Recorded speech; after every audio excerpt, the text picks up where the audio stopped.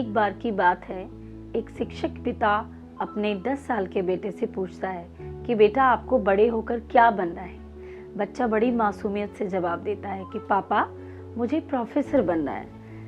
तब पापा पूछते हैं कि बेटा आपको किस सब्जेक्ट में, किस विषय का प्रोफेसर बनना है।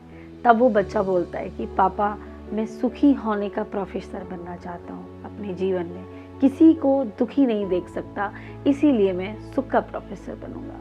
नमस्कार, मैं doctor Aradhana Chaurasia, psychology counsellor, psychotherapist and motivational speaker, आपका बहुत बहुत स्वागत करती हूँ। आज का विषय है कि हम अपनी लाइफ में चैलेंजेस को हैंडल कैसे करें। दोस्तों, इस वीडियो में आप पूरा जानेंगे कि हम चैलेंजेस क्या होते हैं, किस तरीके के चैलेंजेस होते हैं और हम इन चैलेंजेस को कैसे हैंडल कर सकते हैं।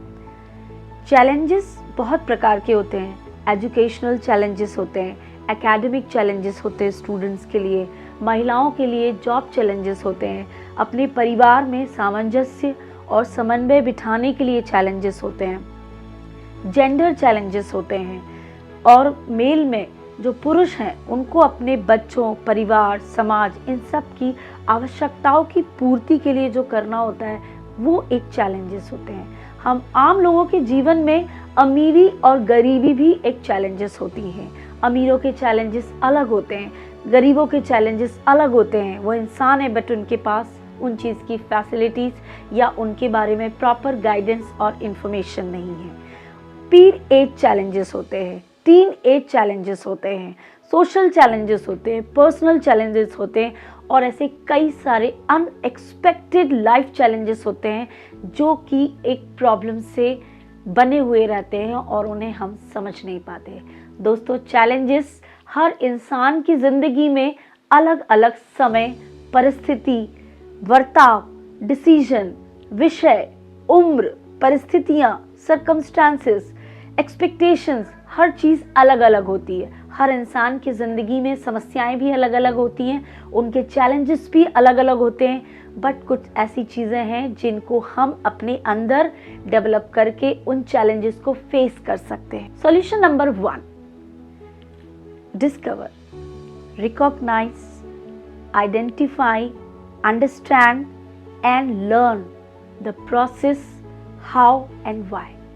यदि आपको अपने जीवन में अपनी परेशानियों को खोजने में, उनको समझने में, उनको रियलाइज करने में और उनको आइडेंटिफाई करने में, पहचानने में, इन सब को यदि आप व्हाई और हाउ, क्यों और कैसे, यदि ये आप इस प्रोसेस को डीप अंडरस्टैंड करेंगे तो आपको प्रॉब्लम कभी चैलेंजेस नहीं बनेंगी, कभी ये आपके लिए रुकावटें नहीं बनेंगे, क्योंकि कारण में ही सॉल्यूशंस होते हैं। जहाँ रीज़न है वहाँ वाई ज़रूर होगा।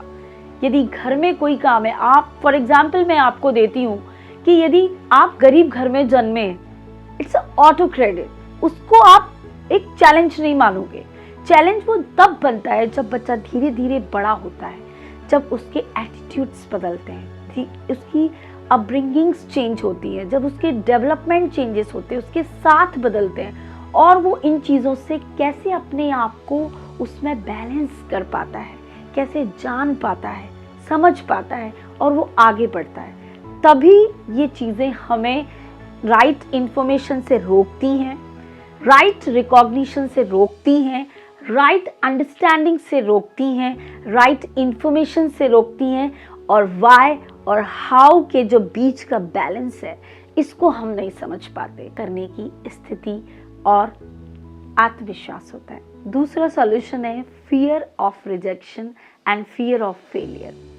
यदि आप अपने जीवन में बार बार एक प्रॉब्लम से हार रहे, उस प्रॉब्लम से जूझ रहे और वो सॉल्व नहीं हो पा रही है और वही आपके सामने वापस आ रही है, तो दो ही फंडे होते हैं इस समय में कि आप या तो इस प्रॉब्लम में पार्टिसिपेट करें, नहीं तो आप रन करें।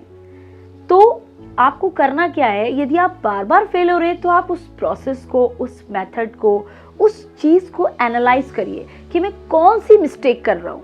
यदि आप अच्छी कोचिंग्स में जा रहे हैं और आप अच्छे स्कोर नहीं कर पा रहे, आपकी परफॉर्मेंस अच्छी नहीं है, तो आपको क्या करना है, आपको अपनी लर्निंग की कैपेसिटी, कंसिस्टेंसी, आप किस प्रॉब्लम से फेस नहीं कर पा रहे अपने आप को, उस चीज़ मेथड में आपको जाना है, तभी आप सक्सेस हो सकते। तो फेलियर एंड फियर यही चीज़ बनाती है कि मान लोगे तो हार होगी और ठान लोगे तो आपकी जीत निश्चित है।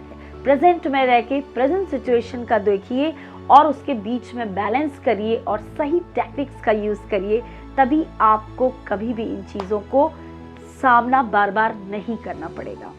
तीसरा आपका जो सॉल्यूशन है वो है कॉन्फिडेंस। दोस्तों, कॉन्फिडेंस कभी भी इनबॉर्न नहीं होता है, ये एक स्किल है, ये आपको वक्त के हिसाब से आता है। इसमें 3 तरीके के मिथ्स होते हैं कि कॉन्फिडेंस के लिए टैलेंट का होना बहुत ज़रूरी है। Talent is not important. Talent आपको कोई एक पर्टिकुलर चीज़ के लिए होता है। कॉन्फिडेंस आपको ज़िंदगी में आत्मविश्वास दिलाता है कि आप हर परिस्थिति में डट के उस चीज़ का सामना कर रहे हैं और उसके बारे में पूर्ण जानकारी के साथ, पूरी लर्निंग के साथ उस चीज़ को आप फेस करते हैं, उस चीज़ को आप स्ट्रगल करते हैं। उसके बाद जो आपके अंदर आत्मविश्वास आता है, क्योंकि आप असफल नहीं होते हैं, आप उस चीज़ से सीखे हुए होते हैं। इसमें दूसरी चीज़ आती है कि इस चीज़ के लिए रिस्क लेना बहुत बेकार चीज़ है। हर चीज़ में रिस्क लेना खराब है। एक कैलकुलेटेड रिस्क लेना कभी भी आपको खराब नहीं साबित कर सकती। आप कम चीज़ में, कम समय में एक छोटी सी कैलकुलेटेड रिस्क लीजिए पूरी समझदारी के साथ, वो निश्चित तौर पे आपको आत्मविश्वास दिलाएगी। जब आप अपने आप पे भरोसा करते हैं तो सामने वाला आप पे भरोसा करने की कोशिश करता है। दुनिया आपसे सर्टिफिकेट मांगने के लिए नहीं बोल रही है, दुनिया आपको चैलेंजेस इसलिए देती है कि आप असफल ना हो और आप उस सफलता की सीढ़ी से आगे बढ़े। जब आप सफल हो जाते हैं तो पूरी दुनिया, पूरी यूनिवर्स आपको चीयर्स करती है। वो कॉन्फिडेंस रियल कॉन्फिडेंस होता है, एक रियल आत्मविश्वास होता है। इसके लिए आपको सही नॉलेज लीजिए, सही गाइडेंस लीजिए। किसी की उचित छोटी सी सलाह भी बहुत बड़ी सिद्धि बन जाती है। छोटी सी सलाह लेना, किसी से समझदार व्यक्ति से, एक आपके गाइडर से लेना उचित रहता है और उसको आपको लेना भी चाहिए। आप अपने घर में बड़ों से भी ले सकते हैं। यदि आपको ज़िंदगी में कुछ समझ नहीं आ पा रहा तो आप अच्छे सलाहकार से भी ले सकते हैं, अपने शिक्षकों से भी ले सकते हैं। इसमें नेक्स्ट सॉल्यूशन की बात करेंगे तो दोस्तों होता है संगति। संगति से ही सही गति और सद्गति आती है। यदि आपका साथ अच्छा है तो आप उस तरफ आगे अच्छा बढ़ेंगे। यदि आपका साथ सही नहीं है, ये लोग तो बहुत सारे होते हैं, हर तरीके के लोग होते हैं और हमें अपनी ज़िंदगी में हर तरीके की लोगों के साथ एडजस्टमेंट करके, रुकावटों को फेस करके आगे बढ़ना पड़ता है। आपके लिए कहीं भी क्लीन जगह नहीं मिलेगी, आपको खुद बनानी पड़ेगी और पॉजिटिविटी के साथ बनानी पड़ेगी, अच्छी सोच के साथ बनानी पड़ेगी। तो 4 प्रकार के दोस्तों से आप समझ सकते हैं कि संगति से समझ सकते हैं कि आपका साथ क्या रहा। पहले होते हैं आयुर्वेदिक टाइप की संगति, मतलब ये अगर आपको इमरजेंसी में फ़ायदा भी नहीं देंगे तो इनके कोई साइड इफ़ेक्ट्स नहीं है, ये इस तरीके की संगति होती है। दूसरी प्रकार की संगति होती है एलोपैथिक संगति। ये इमरजेंसी में आपके इस तरीके से काम आएंगे कि ये आपके लिए गॉड के रूप में साबित हो सकते हैं, लेकिन इनकी ज़िंदगी में साइड इफ़ेक्ट्स इतने ज़्यादा हैं कि आप ज़िंदगी भर टैबलेट खाते रहेंगे। तीसरी प्रकार के दोस्त होते हैं होम्योपैथिक दोस्त और उनकी संगति। ये बहुत स्वीट, बहुत प्यारी, जब चाहे तब मन करे तब आप इनकी संगति में जा सकते हैं, बट ये आपको उतने एक्शन नहीं देंगे, उतने आपको रिजल्ट्स नहीं देंगे कि जो इमरजेंसी में काम आ सके। और यूनानी टाइप के जो दोस्त संगति और दोस्त होते हैं, इनको एफर्ट्स करना थोड़ा मुश्किल होता है। क्यों? क्योंकि इनमें एटीट्यूड और इनमें एक शैली और एक पद्धति होती है। दोस्तों, हर ट्रीटमेंट में एक अपनी पद्धति होती है, शिक्षा और चिकित्सा प्रणाली होती है। इसी तरीके से ये चीज़ें और इस टाइप की संगति हमारे जीवन में होती। तो यदि आप और भी चाहते हैं कि मैं इस पे कोई सीरीज बनाऊं प्रॉब्लम सॉल्विंग पे, लाइफ के और बहुत सारे चैलेंजेस हैं, एकेडमिक, करियर, पीर challenges, teenage challenges, female challenges, gender challenges, आप मुझे खुल के बताइए।